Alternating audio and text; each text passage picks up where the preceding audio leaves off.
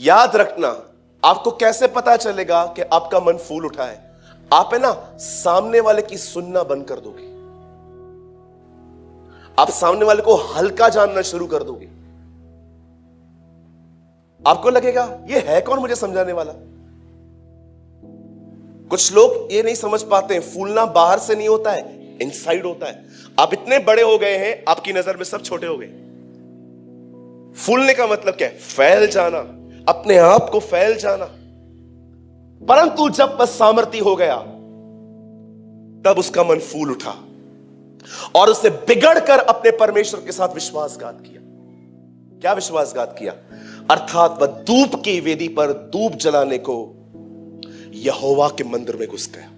अब आप मुझे बताइए, आप राजा हो ना, याजक का काम क्यों कर रहे हो? मैंने क्या कहा पुराने नियम में? कोई राजा पुराने नियम में याजक नहीं बन सकता। आपको पता है परमेश्वर शाऊल से फेडअप कब हुआ? जब उसने 7वें दिन बलिदान किया। परमेश्वर ने कहा अब मैं से तंग हो गया हूं। ये है ना वन मैन शो बनना चाहता है।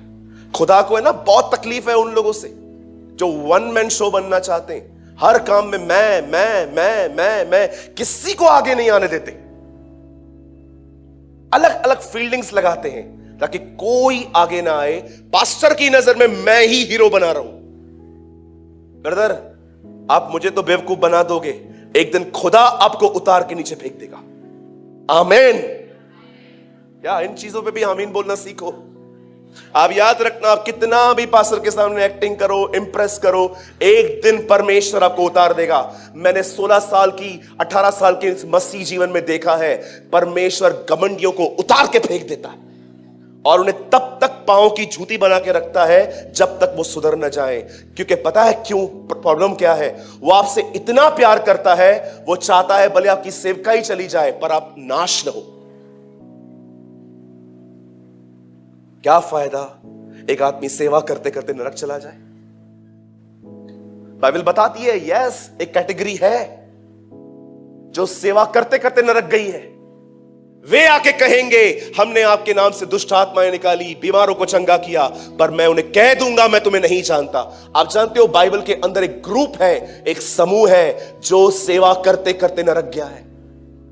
धन्यवाद हो परमेश्वर का जो हमारे घमंड को देख के हमें नीचे फेंक देता है, क्योंकि वो आपसे इतना प्यार करता है, वो आपको खोना नहीं चाहता। भले सेवकाई चले जाए, मेरा बच्चा तो मुझे मिल जाएगा।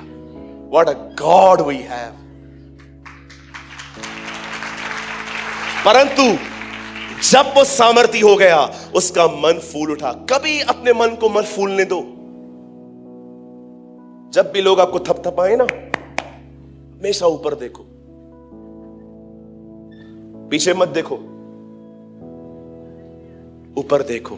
तू है प्रभु, ये तू है, तू ये और कोई नहीं है। आपके टीचर, आपके स्कूल में, हर जगह पे जहां पर भी आपको लिफ्ट मिले ना, जब भी आपको कोई भी उठाए, हमेशा ऊपर देखो। यीशु जानता था अब 5000 लोग खाना खाने वाले हैं। ऊपर देखा उसने, मुझे पता है ये कौन देखा। परंतु जब वह सामर्थी हो गया तब उसका मन फूल उठा और वह बिगड़कर अपने परमेश्वर यहोवा का विश्वासघात किया। अब देखो वन मैन शो बन रहा है।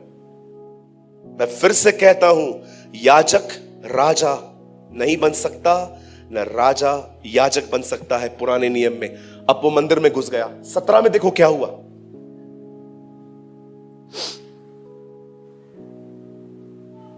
तब अजर्या याजक उसके पास भीतर गया, उसके संग यहोवा के 80 याजक।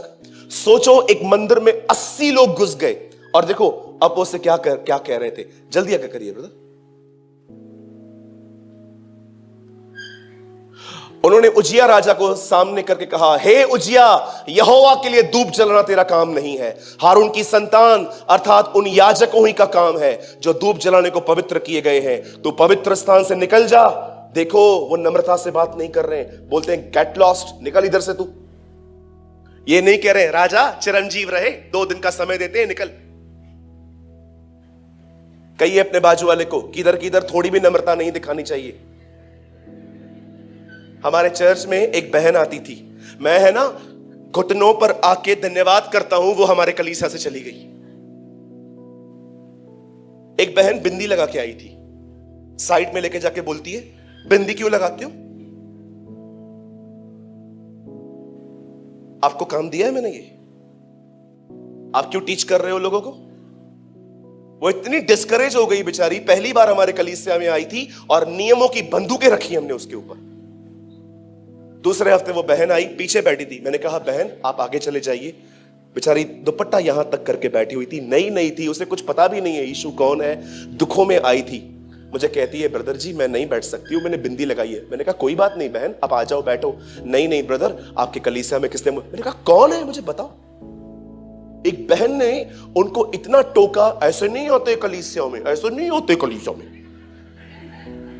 पूछो अपने बाजू वाले को, आपका क्या काम? इन बहनों को पता है मैं क्या कहता हूं? यीशु राजाओं का राजा, ये फरीसियों की फरीसी, जो डे वन से लोगों के ऊपर नियम रखती है। कोई एक समझो हमारे बीच में एक लड़की आई, स्कर्ट्स पहन के आ गई है, उसकी पहली मीटिंग है, क्या करोगे? चर्च से बाहर निकाल दोगे उसको? सब उसको देखोगे?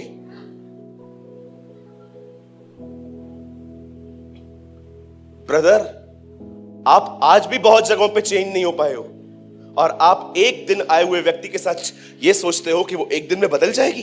समय दो उसे समय दो। परमेश्वर अपने लोगों को बदलता है। हम में से यहां पर कितने लोग थे, वेट, हम में से यहां पर क्या कोई यहां पर मेरी बहन है जो ये कन्फेस कर सकती है कि ब्रदर मैं यहां आने से पहले बड़ा पापमय जीवन जीती थी? किसने बदला हमें? कितना समय लगा हमें?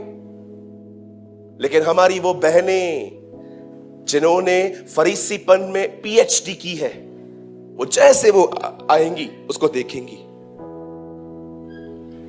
और ये इशारों में इतना मस्त बातें करती हैं कि आप ना बोल के भी नहीं समझा सकते हो।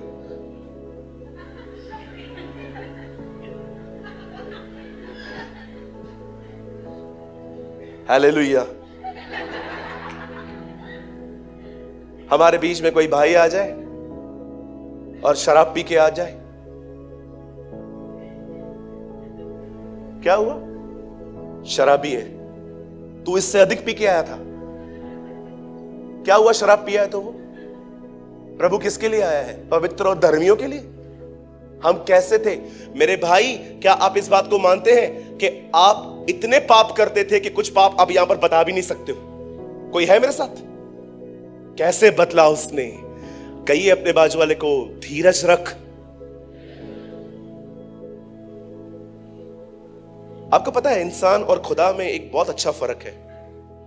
प्रभु न्याय करता है मरने के बाद, हम न्याय करते हैं मरने से पहले।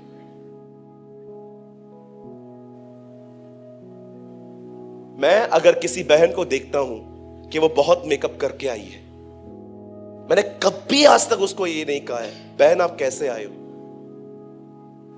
लोग जैसे भी है ना, उन्हें स्वीकारना सीखो, उन्हें प्यार करना सीखो। परमेश्वर का प्रेम लोगों को बदल देता है।